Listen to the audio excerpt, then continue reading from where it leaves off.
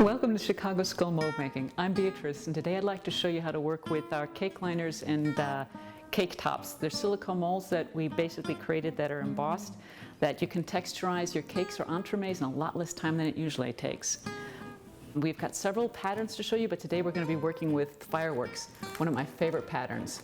And you obviously can cast these two separately, but we're going to show you how to cast them together because we want to go for the full effect.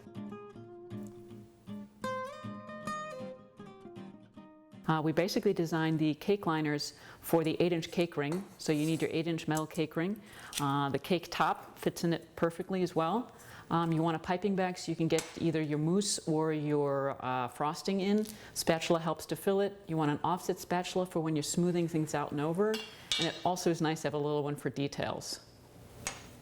As we're going to be building the cake upside down, because this is going to be the top, we kind of want to have an idea of how high our layers are going to be so that we have an idea of how much wiggle room we have with the frosting or the mousse. So we're going to be measuring our layers that we've all pre-made so we don't go into recipes today. So I'm going to take the cake, kind of put that in between, give us a rough idea of what we're all working with. So these are going to be our layers, including the crispy crunch on the bottom.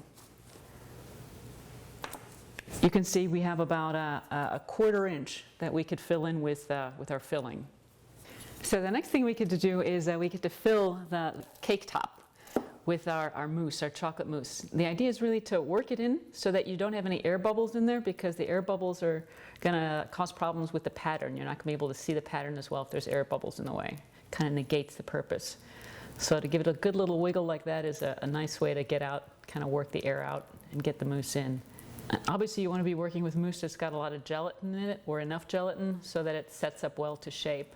When you're pretty comfortable that you've got all the details kind of worked in, then you want to do a back layer so that the texture has a little bit of room to stand. Now we can work with the cake liner, and we'll fill it the same way we did the cake top, except we have to fit it into the cake ring first, and we have to back it with acetate. So the smart thing to do is to roll it up without a lot of tension, just as straight as you can. And then we take our magic acetate, which is what's going to release the silicone from the cake ring once we're done with it. What we want to do is line up the edge and then basically just let it unroll, guiding it so that it's on the edge. Once you got it all straightened on there, you want to test it to make sure that it fits perfectly. Now you're ready to take it back out. We're ready to put some mousse on it. Just like the cake top, you want to keep working the buttercream or the mousse into the crevices and really work out those bubbles. You want to get the buttercream or the mousse into the pattern, so you've got a pattern versus a bubble.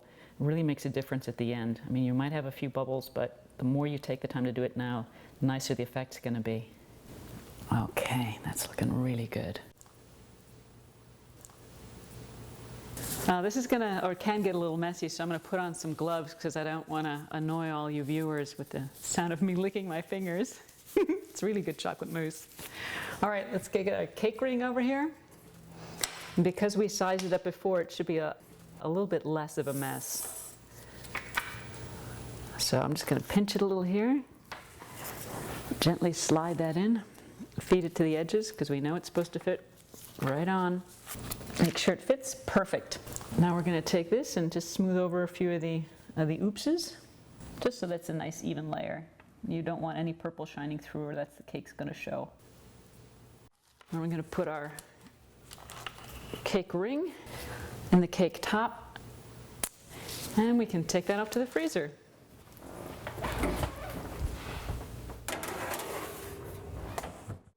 Now that it's been about an hour that our mousse has been chilling, if you've got buttercream, obviously a little less.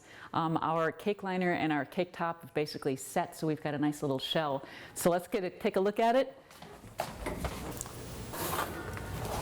Perfect. So now that we've got a little protective shell, the next step we have to do is pipe in our top, and since we're building the cake upside down, that's the bottom. So what we want to do is put down a nice even layer, as even as possible.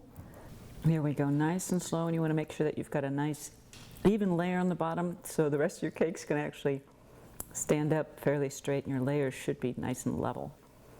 Now we're ready to add our layers. I'm going to start with the chocolate cake, and I have the chocolate covered right on the bottom, so it'll be easy to crunch through.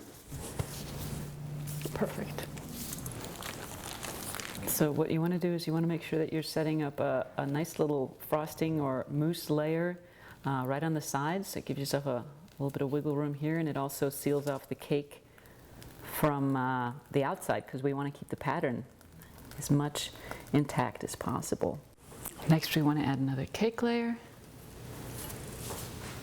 Flip it over, and then we place it in ever so gingerly. I know what my favorite layers are going to be. Beautiful. Once again.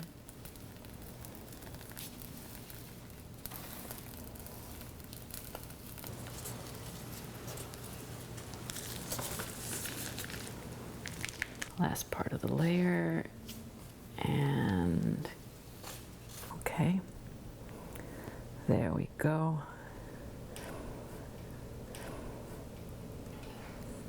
And if your mousse is really soft, we can get lazy, spin it a little.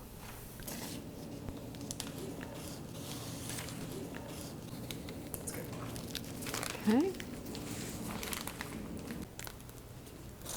Make sure we get that in.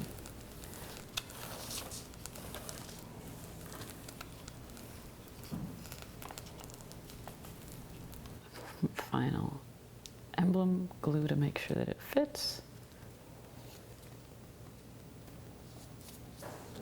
Ha! So our final layer, and we're ready to go. Okay, so now that we've gotten the bottom layer in, we get to put this in the freezer. Since it's a very solid mousse cake, it's advisable to have it in for several hours, if not overnight, because you really want this to be kind of frozen solid, because you want the details to really stick to themselves and not the silicone, as well as when you cut the layers, you want them to be as crisp as possible to look really, really sharp. Obviously, if you're using buttercream, it doesn't need to be in so long, but let's get this guy in here. So after your cake's been in the freezer for a couple hours, it should be ready to demold and take out. So we're going to warm it just ever so slightly with our hands. Whew. Make sure that we can separate the acetate and the cake ring here. Okay, I think it's ready to go. Take my fingernails under. Oops.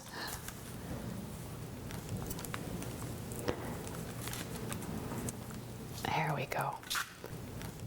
Now we're ready for the real fun. We're going to take the plate, in this case another sheet pan, or we're just going to do it like this. Ta-da! So the moment of truth. Okay, so hope everything's good. Oh, a sneak peek. And here for the unmolding. Oh, this is so beautiful. You can see a few of the bubbles, but it's still a remarkable detail. So this is now the top of our cake. And as you can see, that was pretty easy. Next, you get to take off the acetate. And then over here, the actual cake liner. So just a little pinch. And now we get to unveil the detail. You can see how it makes such a difference to work in the details into the pattern before.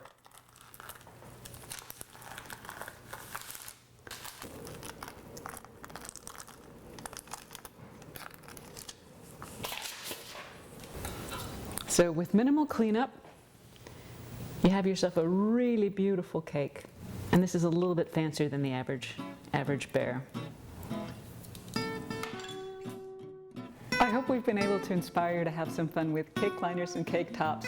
Please visit our website for more ideas and patterns, and keep an eye out for our next videos. Thanks so much, and happy casting.